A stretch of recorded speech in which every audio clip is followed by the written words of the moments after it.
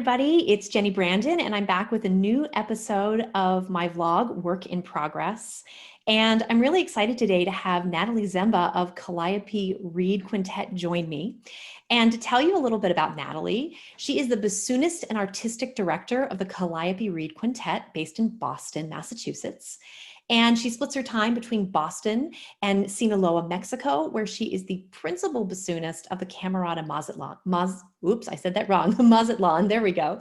She founded Kalliope Reed Quintet in 2019, and it's one of the first 50 reed quintets worldwide. And Kalliope's mission is to expand and diversify the reed quintet repertoire and bring engaging and educational programs to communities locally and worldwide. And Kalliope has a really busy schedule now of performing, commissioning, and recording new works, with over 15 new commissioned works for Reed Quintet, as well as many arranged works for the ensemble. And I'm so excited to talk with Natalie today about our recent collaboration, which was an arrangement I did of my work, the Wildflower Trio, which originally was for oboe, bassoon, and piano, and it's now for Reed Quintet and will be premiered by Kalliope and was commissioned by them. So welcome, Natalie. I'm so excited to chat with you. Thank you. Thank you for having me, and I'm excited to chat with you too. Yay. So I wanted to jump in and talk about, since, you know, Kalliope is doing such great things, such great performances and education and commissioning and recording. And what I was curious about with you all is that you, in particular, Natalie, are such a passionate supporter of composers and new music. And I wanted to just hear a little bit about how you came to form Kalliope and your vision for this group. Sure. Well, Kalliope was formed, actually the original Kalliope ensemble was a bassoon, oboe, piano trio, which is where I first learned about the Wildflower Trio. And actually your work is the first work that's been performed by both versions of the Kalliope ensemble. That's cool. But my pianist left in 2019, and after like several works of repertoire built up, replacing her just wasn't realistic. So I decided to evolve it into something new. And reed quintets had always been sort of on my radar, but the right opportunity was never quite there to form one. But this seemed like the right time. I was able to sort of find people in the Boston area that were interested, and the vision for the group kind of grew with the group. We started just as a summer ensemble of people that wanted to play music together and sort of explore what the reed quintet was, and then after doing it, we all discovered that we really liked it, wanted to stay together, and then we sort of decided as a group that our mission was to expand and diversify the reed quintet repertoire and create a more sustainable future for 21st century chamber music. So. That's fantastic. I mean, I love what you all are doing and just the mission that you have, and just, really creating new repertoire. I mean, you've single-handedly commissioned 15 new works for the Reed Quintet repertoire. So, I mean, that's lasting and awesome. So I love that. And it's interesting you're talking about, you know, being just one of the first 50 groups in worldwide of Reed Quintet. And I'm curious about what you've seen as far as what you feel like are deficiencies that you've seen in the new music repertoire, of course, you know, in particular to the Reed Quintet repertoire. And of course, it's very new, so there may be a lot of ground to cover with that. Right. Yeah, it's an interesting question. I mean, I don't feel there are some deficiencies. Like I feel that the repertoire probably is, you know, predominantly still white male composers, but at the same time, the repertoire is really new and relatively small compared to, it's grown a lot in the last 2 decades, but that's still very small compared to, you know, any chamber music ensemble that's existed for hundreds of years. So I feel most of the deficiencies, like, yes, we should diversify it, and I think ensembles now really are diversifying it quite a bit. We haven't actually established a fundamental repertoire for the most part. True. That's kind of something that comes naturally over time. You know, people write music and ensembles play it and decide they like it or decide they don't like it, and then it gets played again by another ensemble, and eventually it all sort of filters down to what gets considered the standard repertoire, you know, the repertoire that's really good but really hard, so you only play when you have more rehearsal time. And it sort of all gets filtered out that way, and that process just, it hasn't happened yet. Hasn't, we have right now like 2 works that are at the point where they're getting played pretty regularly by every chamber group, but we're working on expanding that and trying to like better establish maybe what the standard works will be of the existing repertoire, but it's just hasn't quite happened. And then the other half of that is like, since it's a new ensemble and there isn't that much repertoire, there's all this excitement over expanding the repertoire and creating new works. And Calliope is just as guilty of this as, like, maybe more guilty of this than any other Reed quintet. You know, like, commissioning new works is really exciting, and when all your focus is on that, you're spending less time playing works that were commissioned for other ensembles. So when you have every Reed quintet mostly focused on playing the works they commissioned, that's not actually establishing what any standard repertoire is. Right. But, well, and it's interesting because it's, I mean, like you're saying, it's such a new, it's so new, like there's not enough there yet to say we're missing this or we're missing that necessarily. But, you know, it's exciting to see. I feel like the Reed Quintet, and you can tell me if you think this too, like has a real opportunity to be, the repertoire has a real opportunity to be very diverse and exciting because it's all new. Yes. Yeah. That's something I didn't even realize until after forming a Reed quintet and realizing that, like, this is the situation that I walked into. But it was also such perfect timing because there's actually been such a push, especially in the past couple of years, to diversify the repertoire more. And I started this ensemble, so it's great. Doing those 2 things simultaneously it's exciting. It's and also, you know, just having the original ensemble still alive and performing while you're also contributing to the ensemble and what the repertoire will be it's just like so unprecedented compared to any other chamber music experience I've been in. Yeah, that's a good point, because it's not like you're playing the old repertoire and then, oh, we're commissioning new stuff, but you're really, I mean, you're commissioning the stuff that's going to be in the repertoire, which is really very exciting that you're doing that. So no, I love that. I love that, you know, you're really, you all are at the forefront of this too, because you're commissioning and actively making this all happen. So I wanted to talk a little bit about our project that we worked on that I'm very excited about, which is the now piece called the Wildflower Quintet, because it can't be called the Wildflower Trio anymore because it's more than 3 people. It's like, how do I change this title, make it work? Call it a quintet. But that was all you. Like, you had the vision of having that work arranged for Calliope to premiere. And so, and specifically for programming for the upcoming International ClarinetFest conference this summer, which of course will be a virtual festival too. So I was curious, and it's interesting because, I mean, I know that you said you played Wildflower Trio, so you were aware of it, but it was you that had the vision for making this for a Reed quintet. And I love that you had that vision for it. Had that always been in the back of your brain to have that done at some point?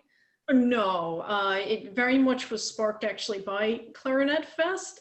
As soon as because the festival at the time it was thought it would be in person in Texas. but their theme for the festival is Flowers Without Borders, which I thought was just a beautiful theme. I mean, the International Double Reed Society has never, that I know of, had a theme like that. It's, Yeah.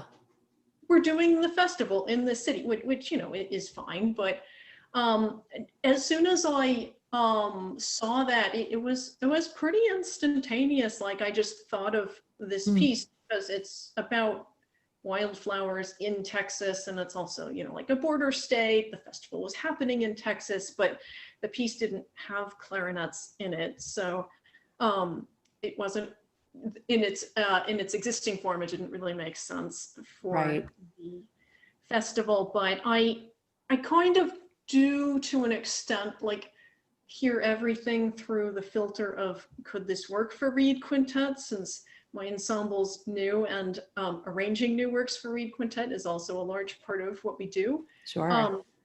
So yeah, once the piece was like on my mind again, and I was just playing through it in my head and also listening to it again, I mean, two of the instruments are already in the Reed Quintet anyways, and just the melodies, like, seemed very, it seemed like they'd go well with all the instruments in the Reed Quintet.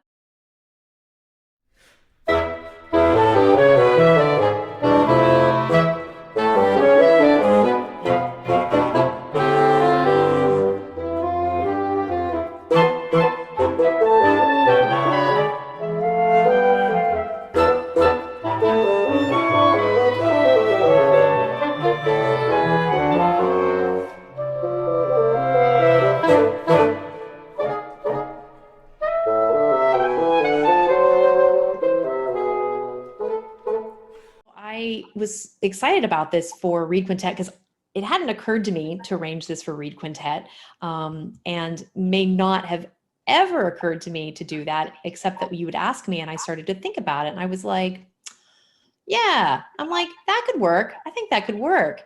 And it's great because, of course, it's the Wildflower Trio coming home, because it was originally commissioned to honor Lady Bird Johnson and all the work she did in Texas, like with her Wildflower Center in Texas, and the work that she did to really beautify Texas and to protect, you know, she was a great environmentalist. So I'm very excited to bring it home to Texas in this new form. So it's like a feeling, you know, it's a brand new work. It is, because it was a very, it was a fun experience to arrange this. And especially, like you were saying, kind of taking the colors of the piano and figuring out how to make some of the things that are very pianistic work for Reed Quintet. And actually, I wanted to talk just a moment about that too, that, you know, it was the group, because I shared early drafts of this piece with everybody. And it was in the group that folks suggested using oboe and English horn and soprano saxophone and alto saxophone. So I love that folks suggested that. Mm-hmm. Yeah, it's a nice feature to the Reed Quintet. I think that we have that, like in a traditional woodwind quintet, there are some doublings, like flute can double piccolo, and English horn and oboe is a doubling as well, but it doesn't really change the role of the instruments. Whereas when you do English horn and soprano sax versus oboe and alto sax, that actually reverses the role of which instrument is the highest instrument and which instrument is then a middle voice. And since both the saxophonist and the oboist in my group like doing both of those things, it's nice because then one person isn't constantly constantly the highest voice or constantly in the middle. So it really, yeah, it puts a level of flexibility that's, yeah. And I love the color with that, because it, yeah, like the flexibility, and also really changing, I mean, not changing the story of the original piece, but just reimagining it for this different ensemble. And so that was a lot of fun, getting those notes from you all to go back and shift some of what I had written to reflect some English, doing the English horn instead, you know, giving a lot of, the oboe stuff in particular movement to soprano saxophone. So it's a nice color shift. And I think it really makes this piece stand out, obviously on its own, not just for the different arrangement, but because of those color changes. So it was such a great suggestion, that's why I love collaborating with groups like yours, because everybody's very open and thoughtful about how they hear it. And I really appreciate that. So that's always really awesome. Well, it was great for us to just see you embrace all the different color changes and put that into the second version, because it was, yeah, it's an exciting reimagining of the piece, and we really love playing it. Yeah, I mean, I'm so excited. So like you all, so just to tell folks like about the process for this, like for ClarinetFest, everything has to be pre-recorded ahead of time. Mm-hmm. Yeah. Yeah. And you all went into the studio and did this recording well ahead of the festival, right? You had to return this in almost like a month and a half early. Yes, yeah, we did. Yeah, we did definitely have to sort of shift around what happened with our season. We were already planning to be rehearsing then, but not necessarily ClarinetFest. So that was, but it was fine. It worked out. Yeah, it's been actually our first time recording in the studio all together as that's been a learning experience. But I mean, it's fun. It's really rewarding to sort of go in together and play and then listen together, and then everyone's sort of hearing different imperfections within the recording, and then working together we really are able to create the best version of ourselves through everyone's input. So well, and how did it feel? I mean, not just going into the studio for the first time, but then also being back together, right? After a pandemic where you haven't had a chance to, I mean, you did do performances throughout the pandemic. You actually all were very active throughout the pandemic and doing concerts and recordings, like, for live streaming stuff. But how did it feel to be back together again? Oh, amazing. I mean, to be able to be together and like not on opposite sides of the room, and not thinking about, it's not only being far apart, but thinking about whose space is whose, like if you're standing in that corner, you're staying in that corner for the entire rehearsal. Then just like annoying things like, oh, well, this member was in touch with someone who was in touch with someone who had COVID, so I guess we're not rehearsing until we get all those tests back. No, and just to sort of be able to relax and act normal and play. During the pandemic, playing together was kind of like a relief to just be doing it, but to be able to do it and feel like things are maybe going back to where they were is just such a beautiful feeling. And some of our skills from the pandemic, actually, we continued to do, like we started practicing with practice tracks, in part because I'm in Mexico most of the year, so we started like working through especially the technically rhythmically tricky parts of pieces independently, and now we still are to some extent doing that if there's like a week off and there's something we know coming up that's difficult. So well, that's interesting. And I mean, yeah, the skills that you gained during the pandemic, who would know? The things that you do, right, to make it work. But it's interesting to think that, some of those things will hold over and will actually be valuable, going forward. And especially because if you're, often remote from each other, where you can work on things together, and then when you come together, you're ready to go. So that's interesting to be able to do that. Yeah. Yeah. Well, and I know that you all have you jumped right back in. Like your schedule this summer is full and exciting. And give a quick rundown of what performances are coming up in the next couple of weeks for you all. Sure.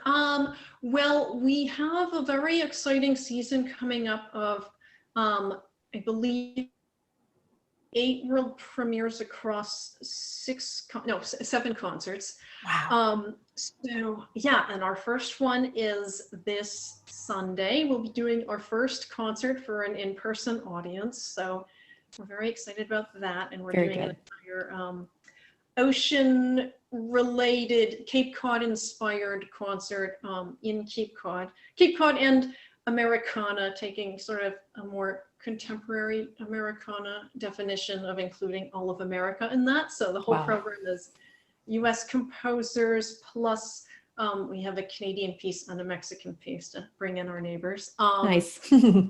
Yes, which does include your found objects on the Reed Trio, and we'll be highlighting a different subsection of the quintet with each movement. So cool. I can't wait to hear that.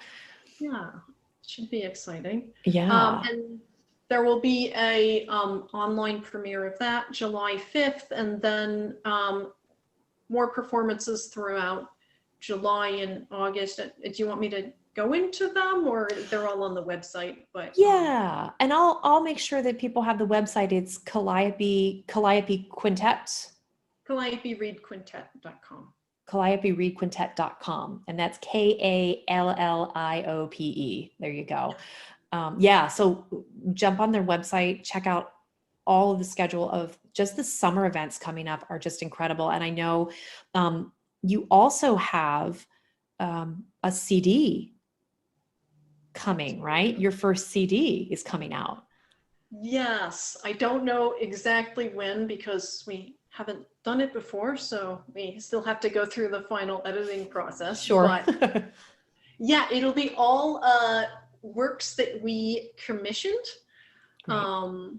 And it will include some of like our first commissions from last season, Daniel Cueto's Amaru, pieces by Ian Weiss, Zach Goluboff Davis, and also some pieces from this season, including our first Canadian commission, Laurentian Bolero by Matthew Lucier, which we're premiering this Sunday actually, and Awesome. Daniel Baldwin's Seven Colored Earth.